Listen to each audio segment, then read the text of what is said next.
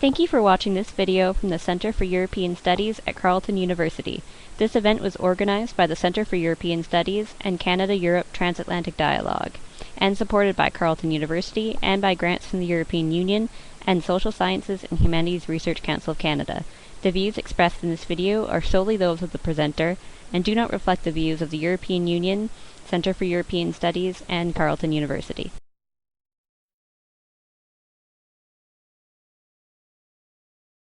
Great, thank you for having me. This is it's a pleasure to be here talking to you about this today. I'm going to zoom us out for a little while, and usually the global story is the most depressing one, but after hearing about the EU backtracking, and Canada's always got a little bit of a sad climate story, I'm feeling pretty good right now, so it's all right. My remarks draw on a series of collaborative research projects that I've worked on the transnational politics of climate change, experimental politics of climate change, and most recently a project with my colleague Stephen Bernstein at the University of Toronto on political pathways to decarbonization. So that gives you a little sense of where I might be coming from. And what I want to do today in these brief remarks is talk about what I see as two profound changes in the global context of climate governance, sort of what we conceive the problem of climate change to be and how we're collectively responding to it at the global level. And I'll talk a little bit about what I mean by the global level. And so I'll talk about two of these profound changes and, more importantly, the implications of these changes that I hope are relevant for our discussions on the EU and Canada's renewable energy and climate policies moving forward.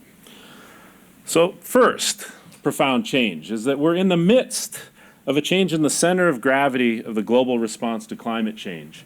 From this, and this is a picture from the Bella Center at Copenhagen, a top-down, centralized, traditional global response based on international negotiations where we strive to get a treaty, to this, right? A decentralized, multi-level, and even bottom-up global response, right?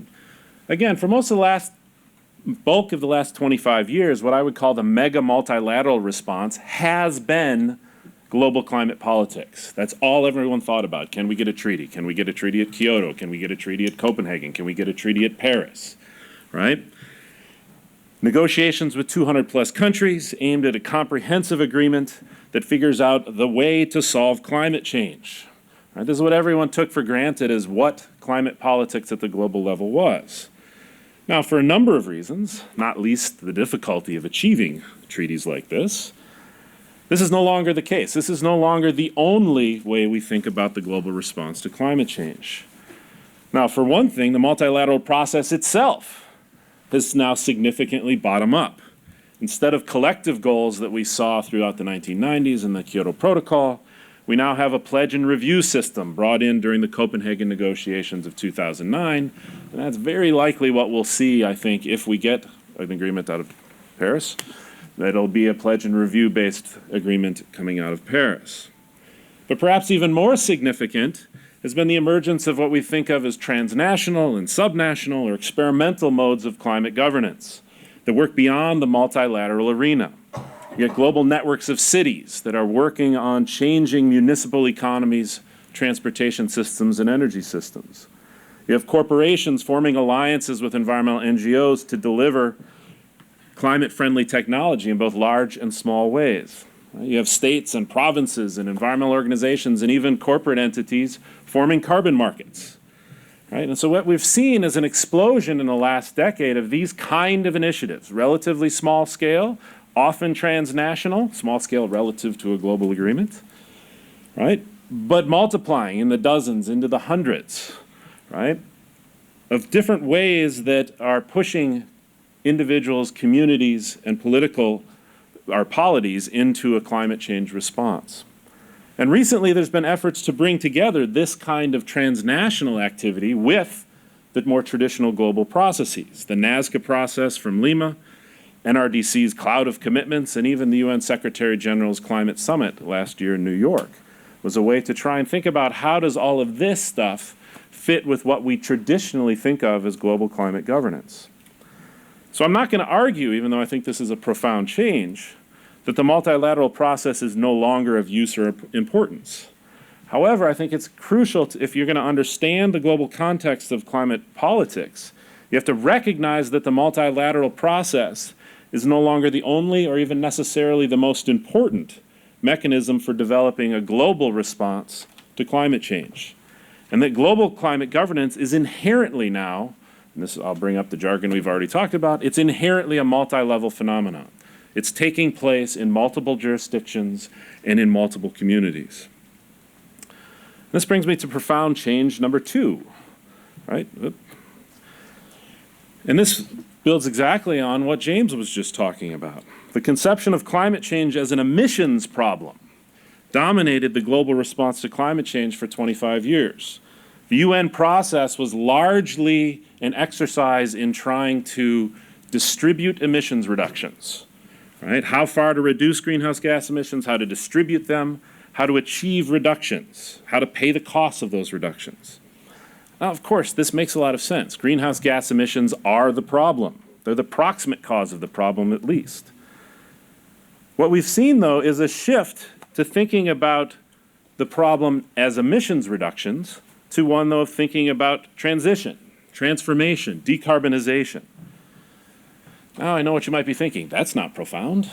That seems awfully subtle. Everyone knows that emissions are the proximate cause of climate change, but arise from more fundamental causes, the processes that produce the global environmental or greenhouse gases. But I'm going to argue in just a few minutes that this shift in thought and perspective has some actually relatively large implications, especially for renewable energy and climate change. For the 2 shifts that I've talked about, moving from a centralized top-down global response to a multi-level global response, has arisen at the same time as this change in how we understand the problem of climate change. Transnational and experimental initiatives are diverse, and they pursue diverse goals. Emissions reductions are often part of what they're looking for, but it's not their only goal, right?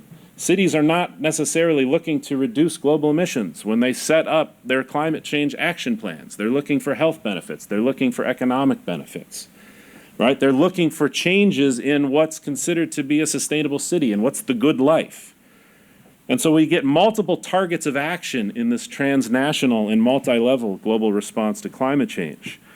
The conversation then becomes exactly what James is talking about, a conversation about transformation, about new ideas of the good life and what it entails, about what decarbonized societies might look like. Because actually we have no idea what a decarbonized society might look like. Well, we have ones from the 19th century, but we don't necessarily want to go back to those. These are very different discussions and very different politics than distributing emissions reductions at the national level. All right, so those are the changes that I see in the global context of climate governance. What are the implications? Right? What are the implications? And the first one is that climate change as a problem of decarbonization being attacked by diverse actors locally, transnationally, and even globally is very different than climate change as a problem of emissions reductions being attacked by nation states negotiating a treaty to distribute those emissions reductions and then implement the cuts domestically. Now, this change, like most changes, has both upsides and downsides, right? Distributing emissions reductions at the global level has been a virtually insoluble collective action problem, right? It's not a big surprise that we haven't come up with a global treaty over the last 25 years, given what's at stake at distributing emissions reductions. International treaty making is an absolutely horrible mechanism for distributing costs, for saying, hey, you're going to pay this much, you're going to pay this much, you're going to pay this much. That international treaty making does not work for that, right? Yet, we keep doing it because if we could solve the global collective action problem, it could unleash decarbonization efforts at the scale that we need to avoid climate catastrophe. On the other hand, using a death by 1,000 cuts strategy, right, working on decarbonization in cities and provinces and corporations, individual nation states, with varied levels of coordination, makes a hugely complex problem look even bigger, right? And I put up this graph because essentially, this is a picture of a fractal, but this is the challenge that we face. We have to, if this is the globe, we have to decarbonize in all of these little places, right? But we also have to decarbonize much more broadly, and all of these little places are linked, right? And so we have to have decarbonization and transformation taking place both locally and at larger scales. In this phase, we therefore face new challenges of decentralized multi-level governance. How do we coordinate? How do we know if we're succeeding? How do we avoid working at cross purposes? How do we deal with leakage and the squeezing the balloon problem if we're working in all of these different places at once? Fortunately, though, we also have opportunities once we start shifting from a top-down emissions reduction focus to a, I won't even call it bottom-up, multi-level decarbonization understanding. Right? There's lots of opportunities for catalytic action on renewables and other avenues to come from multiple sources. And the political calculus changes once you get a shift in this kind of framing. Transformation or decarbonization all have, at least partially, a more localized logic. What this means is that pursuing transformation in particular places, pick any one of those little cells. And this could mean individual cities, it could mean city networks, individual provinces, states, groups of provinces. Pursuing decarbonization in any of these particular places generates multiple but smaller and relatively simpler political projects or collective action problems, especially compared to global cooperation. Well, what does this mean? Essentially, the barriers to acting are lower because transition to decarbonization benefits can be felt locally and they can be felt now, whereas global reductions in emissions are things, the benefits will be felt by future generations. So what does this mean? Well, it means don't worry so much about the global cooperation problem. You can throw out that old saw that we shouldn't worry about acting on climate change in Canada because we only produce 1.5% of global emissions, right? You will hear that in this election again, I'm sure. Because there are multiple reasons and diverse incentives to transition and transform and decarbonize cities and provinces that have nothing to do with the global benefits of emissions reductions. The politics of climate change is multi-level, which means that it's possible and even potentially useful to build coalitions and capacities to act in particular places. Useful leadership can come from provinces and cities and states. Now, of course, and we're going to hear lots about how this is not a panacea, right? Since the politics of climate change is multi-level, it's also necessary to pay attention to the linkages amongst these initiatives, and the dynamics of scaling. I know Kathy is going to remind us that provinces can't do this by themselves, right? Leadership can come from anywhere, but whether we get the kind of wide-scale transformation that we need depends on how initiatives fit together, how they catalyze action in different places. If Toronto acts, if Ontario acts, what does that mean for things beyond Toronto and beyond Ontario? And so leadership is about getting started in particular places because we need transformation everywhere. It's about fostering innovation in particular places, building capacity and coalitions for action, and understanding the need for and the mechanisms of scaling and catalytic action. How action in particular places, when Copenhagen decides to go carbon neutral by 2025, what does that mean for Denmark's goal of decarbonizing by 2050? What does it mean for the C40 group of large cities learning from Copenhagen's experience and spreading decarbonization through 40 or 70 of the largest cities in the world, right? So we move beyond the global commons to think about decarbonization as both a much smaller problem, something that cities can actually tackle, provinces can tackle, but also a much larger problem of long-term transition and transformation that James was talking about. Second implication, which I just call why I'm still going to Paris. And I do love wine and cheese, but it's not just for that, right? None of what I've just said implies that the multilateral process should be abandoned. As much as an advocate as I am of decentralized approaches to climate change and climate governance, I still think the multilateral process is a crucial piece in the global response. We just need to adjust our expectations about what things like Paris 2015 can and should do. And first, we have to be wary of something I call the necessity but tyranny of the big defining moment. And no one gets to steal that because I'm working on an op-ed called just that. The allure of this big defining moment and the strategy that goes into periodically making the annual climate change negotiations big defining moments is clear. It clarifies the mind. It builds significant momentum. You get the Pope writing encyclicals. You get celebrities coming out and talking about climate change. You get the United States and China announcing big policy options. Right? It clarifies the mind and it builds momentum. Right? But the tyranny of the big defining moment comes later, right? When that moment fails to deliver, as happened when Copenhagen famously became Brokenhagen, right? Or when we realize, even after a successful big defining moment like we had in Kyoto, and as much as everyone hates Kyoto, you have to remember that in 1997, people were stoked. This was a successful big defining moment, right? But then after that, you realize exactly how much real work there is in living up to the results of a big defining moment. And the tyranny is that the buildup around big defining moments make us forget that it's a means and not an end, right? That these moments are only useful or important if they help catalyze and further the kind of long-term transformation at multiple levels that the global response to climate change actually entails.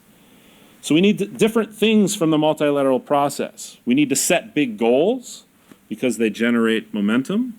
We need states to hold each other accountable for the things that they're going to pledge from the bottom up. We need to make agreements where possible, but do not put all of your eggs in the hope that we are going to get a solution to climate change in Paris. And perhaps even most importantly, we need to figure out how to orchestrate and manage all of the stuff that's going on outside the multilateral process. How do we harness and corral provincial actions?